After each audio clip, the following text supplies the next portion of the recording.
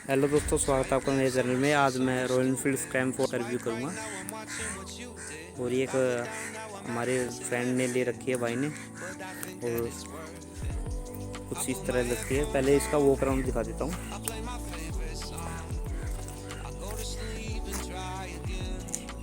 कितने की पड़ी है और एसेसरी कितने की पड़ी है सब कुछ बता दूँगा।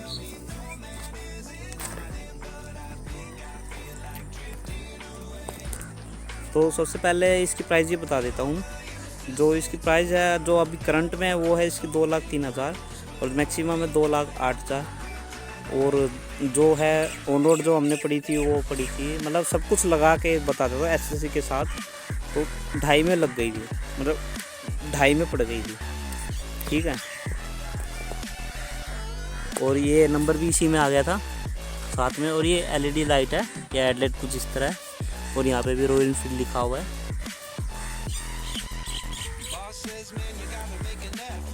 और ये इसका टायर है, जो इसका टायर है वो 190 और 90 मीन्स का टायर है। और ये कलर व्हील नहीं है, कुछ ऐसे ही नॉर्मल है जो पुराने टाइप में आते थे। और जो इसका डिस्क प्लेट साइज़ है वो है 300 mm।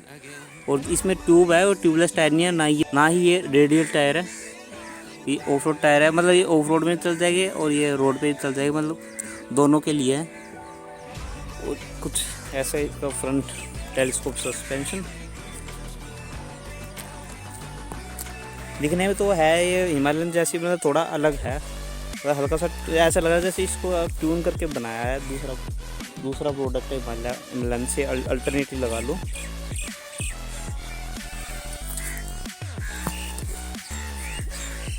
और ये है टैंक, और ये रॉयल एनफील्ड की बैजिंग, ये हॉर्न, और ये रेडिएटर गार्ड दे रखा है। दूसरी साइड पे दिखा देता हूँ। और ये इंजन है जो 411 सीसी का इंजन है, 411 सीसी। जो पावर निकलता है 24.3 bhp। और टॉर्क है वो 32 Nm का टॉर्क है। और ये एसेसरी में है ये भी, और वो जो रेडिएटर कार्ड है वो भी एसेसरी में, और ये भी एसेसरी में है। और ये इसका एल्बो, और ये इसका रियर टायर। और जो रियर टायर है इसका 17 इंच का है, वो अगला 19 इंच का है। और ये जो इसका डिस्प्ले साइज़ है वो है 240 mm की है। और जो कैलिपर वगैरह इसके मेरे ख्याल से बाइब्री के है या ब्रेम्बो के है, आई थिंक, मुझे ध्यान नहीं था। उसमें बाइब्री के है आगे अगले वाले। और ये डिस्प्ले, और ये भी ट्यूब वाला ही टायर है। जो टायर है 120/90 का है, 17 इंच। और ये इसका चेन सेट,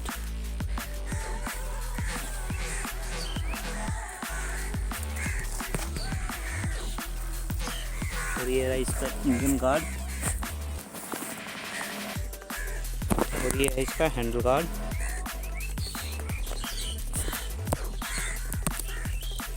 और मैं इसको एक बार ऑन करके दिखा देता हूँ। कुछ इस तरह ऑन होता है। और ये स्विच है, यहाँ से ये टॉगल कर सकते हैं। ये जैसे ट्रिप ए, ट्रिप बी, अरे, और टाइम, और इसमें टाइम भी सेट कर सकते हैं। ये टाइम जो दिखाया गया है इसको बस ये दबाना पड़ता है, तब ये टाइम पे आता है। थोड़ी देर के लिए, मतलब 5 सेकंड के लिए दबाना पड़ता है, ये टाइम पे आ गया। और अब ये 2 हो गया, 3 हो गया, 4 हो गया, 5 हो गया। तो अब वापस इसको 1 पे कर देता हूँ।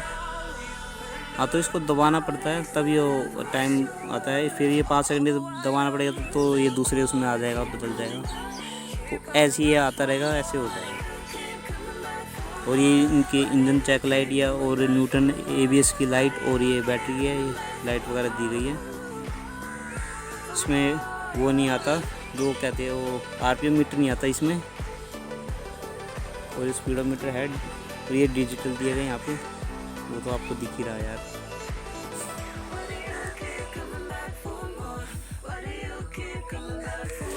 हाँ, तो ये है टॉगल करने के लिए, मतलब ये इंस्ट्रूमेंट को यहाँ से बटन कुछ भी, जैसे ट्रिप ए बी पे सेट करने के लिए बटन दिया गया है। और ये किल स्विच, और ये है हैज़ार्ड लाइट के लिए, जैसे ये दबा दे तो हैज़ार्ड लाइट ऑन हो जाएगी। ये चलते में यूज़ नहीं करना चाहिए, मैं तो बस एडवाइस दे रहा हूँ, बस अपना ओपिनियन दे रहा हूँ। और ये सेल्फ, और ये इसके मिरर क्वालिटी ठीक है, कोई दिक्कत नहीं है, मतलब कोई शिकायत वाली बात नहीं है इसमें। ये मतलब सही से दिख रहा है नहीं दिख रहा, मतलब ठीक ही दिख रहा है, विजिबिलिटी इसकी ओके है। ये इसका हॉर्न है, एक हॉर्न है लेकिन ओके है, ये भी काफ़ी है। और ये लाइट के स्विच है, इंडिकेटर, ये पास, और इनकी क्वालिटी है ठीक है, अच्छी है, मेरे को तो अच्छी लग रही है, पर ठीक है।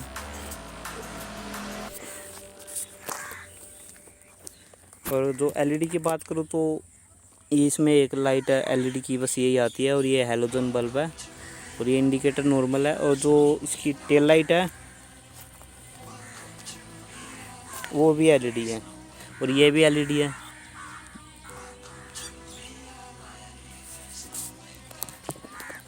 और ये जो कैरियर लगाया था वो 1500 का कैरियर, और मेन स्टैंड कैरियर अलग से लगवाया था, मतलब एसेसरी को छोड़ के।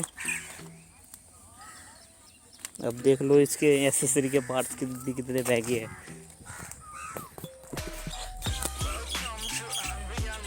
हाँ, और जो माइलेज है, माइलेज की बात करूँ तो 35 का एवरेज निकाल देती है। अभी जो ट्रिप मारी थी, 600 किलोमीटर की ट्रिप ली थी, तो उसमें 35 का एवरेज निकला था।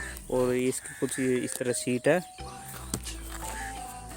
सीट भी ओके है, कोई दिक्कत नहीं है, मतलब कंफर्टेबल है। और सस्पेंशन है वो अच्छे है, ना ज़्यादा सॉफ्ट ना ज़्यादा स्टिफ है, अच्छे, कोई दिक्कत नहीं है, मतलब टूरिंग में भी कोई दिक्कत नहीं आएगी। और जो ग्राउंड क्लियरेंस है वो 200 mm का ग्राउंड क्लियरेंस है, और जो सीट हाइट है वो है 795 mm है। और वैसे जो 5 फीट 6 इंच के बंदे हैं ना, उसके लिए ओके है, मेरे को जो लग रही है वो इसलिए है क्योंकि जो 5 होते हैं ना उसके लिए नहीं है, क्योंकि ये है ना, अगर ये थोड़ी पतली होती ना तो पैर आराम से पहुँचते, क्योंकि जो ये साइज़ में बड़ी है तो ये भी तो साइज़ में बड़ा हो गया, और इसका ये थोड़ा पैर चौड़े हो जाएंगे तो पैर टिक नहीं पाएंगे उस 5-6 से नीचे वाले के ढंग से। तो मेरी 5-6 मेरी भी बस टिक ही रही है, ज़्यादा भी नहीं टिक रहे, बस टिक रही है।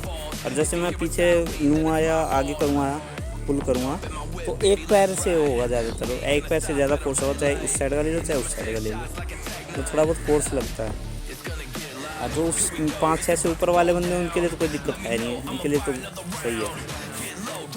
तो जो बाइक ले रहे थे वो मेरे ख्याल से एक येजडी देखी थी, और येजडी और एक ये देखी थी, और तीसरे का ध्यान नहीं। हाँ, पर येजडी लेने का प्लान था तो वो इसलिए नहीं लिया क्योंकि उस बाइक के पास पहले ही वो थी, क्या कहते हैं, उस बाइक के पास पहले ही महिंद्रा की मोजो बाइक थी 300 सीसी वाली, और उसके पार्ट्स में बहुत दिक्कत आ रही थी।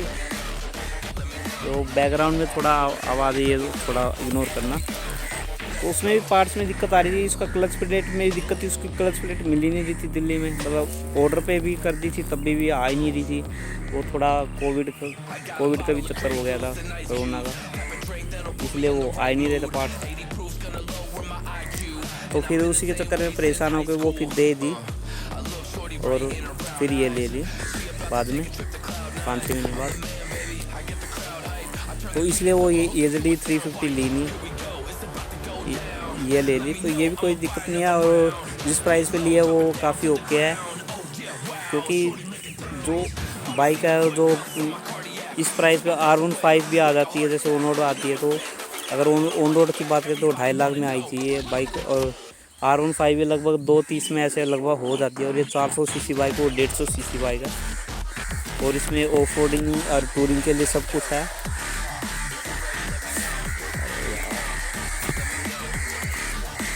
और जो इसकी साउंड है वो क्या कर देता हूँ।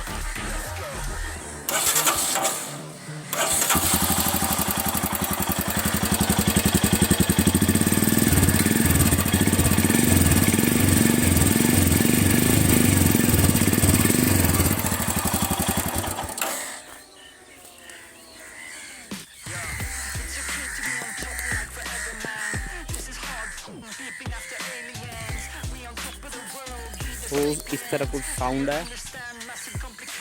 अगर कुछ छूट गया हो तो माफ़ करियो, और कुछ रह गया और वो कुछ कमेंट में पूछना चाहते हो पूछ लेना, मैं रिप्लाई कर दूँगा, कोई दिक्कत नहीं है।